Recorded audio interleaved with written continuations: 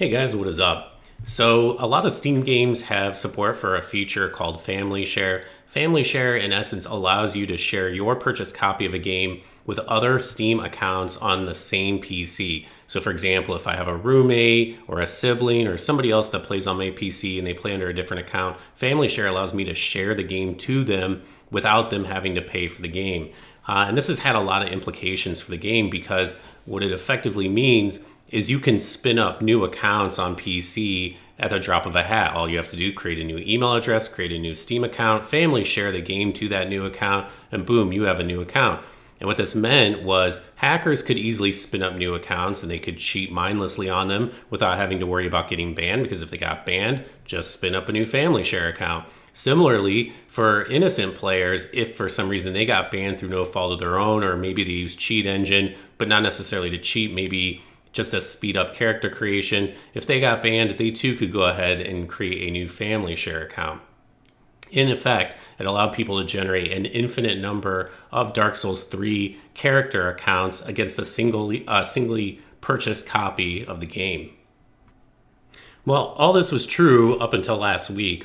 Last week, Bandai Namco appears to have disabled the ability to family share accounts, which has a lot of impacts. And I'm going to talk about why I think they did this. But the biggest impact, the obvious impact, you can't create alternate accounts anymore. For whatever your reason was, regardless of why you wanted an alternate account, you can no longer create new alternate accounts. And what's more, even existing alternate accounts that were created while Steam sharing was permitted, or family sharing, are no longer operable. So people like me that have many characters that were attached to alts, I can't use those anymore. They're essentially broken save files that I can't do anything with unless I want to use cheat engine and save merge, etc. But for most players, they're effectively dead alts at this point, or unless I wanted to buy the game again.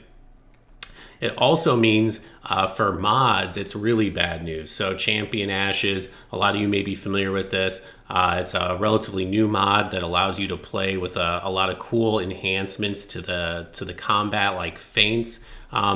It's really bad news because now the only way to play that mod is either to get your main account banned and then you can't use it for anything else, or you have to go and create an alternate account, buy the game again, and then get banned on that account. So you'd essentially be purchasing the game solely to play the Champions mod. And unfortunately, I don't think there's many players who are going to be willing to do that. So the interesting question is, why would Bandai Namco choose to disable family sharing now? And one of the theories I've heard is that it's a bit of a cash grab, but I don't think this theory really holds much water. Because if that's what they were looking to do, they would have done it years ago, and it would have been far more effective years ago when the game was much more popular. I think a far more likely explanation is that Bandai has been getting a ton of feedback from players complaining about the number of hackers who are infecting their save files with injected items.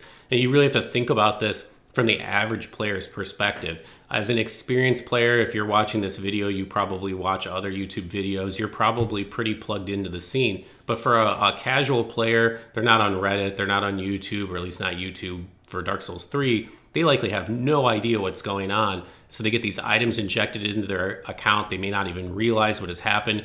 Suddenly they find themselves banned. And I know Twitter has had a lot of activity associated with players complaining. So likely Bandai felt like they had to do something, capital S something.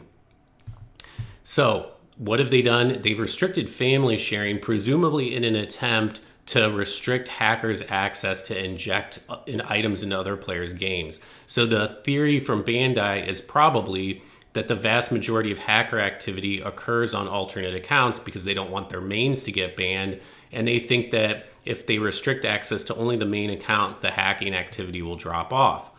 Maybe, maybe not. And I'm really curious to know whether Bandai made this decision based on some sort of data that they had, though it seems unlikely that they would have reliable data about the number of hackers, just given how poorly they've managed the entire ecosystem with respect to cheating and hacking. So I suspect this was a very low cost attempt to try to cut down on the number of players that are having problems with hacking. And I'm sure it will. I am quite sure that it will at least cut down on the number of people that are dealing with these issues. The challenge is, on the flip side, that now if you are impacted by these issues, you have no recourse. You can no longer create an alt account and keep playing. You're essentially dead in the water unless Bandai reverses the ban or they make some other change to the cheat detection and or ban system. And I think that's a possibility, though probably not a very likely one at this point. So really what it comes down to is if the reductions in cheating are greater than the number of players who lose out on the ability to create alt accounts, you could presumably call this policy a winner.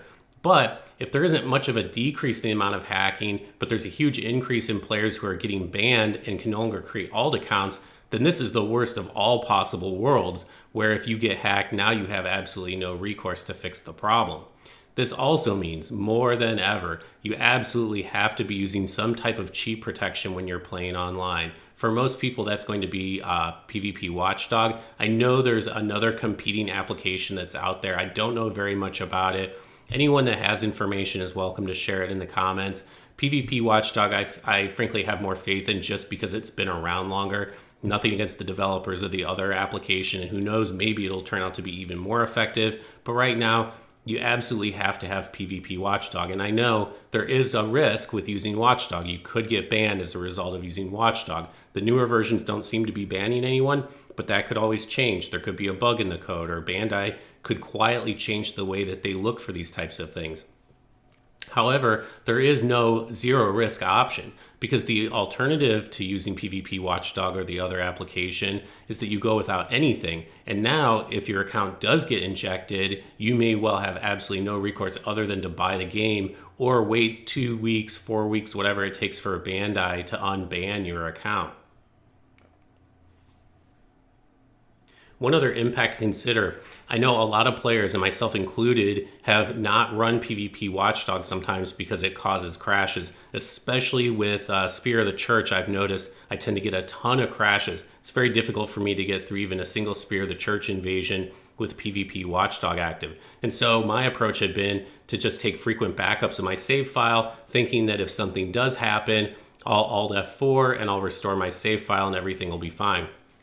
However, there's some conflicting reports as to whether this is actually the case or not. There are some reports that even if you Alt F4 immediately, the damage is effectively done, not necessarily even through the save file, but through some other vector. And again, this is all very murky. I don't think anyone really has a very clear sense of how exactly this ban mechanism works. But the point is, I wouldn't rely entirely on your save backups, especially now that if something does go wrong, you're going to be forced to pay for the game again, or again, wait for your character to be unbanned.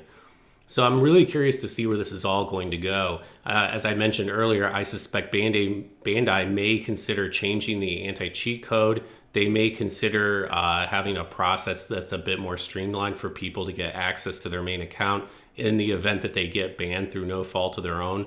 I wouldn't be surprised if there's more changes coming, but at the same time, it's obvious that Bandai has been really reluctant to invest any time or money in this game, really for the last couple of years, and I'm not sure that this is going to change. It's really a question of whether this change to family sharing represents one part of an approach overall, or if this is the approach, if this is really all they're intending to do. So stay tuned and we'll see where this goes. Thanks for listening, guys.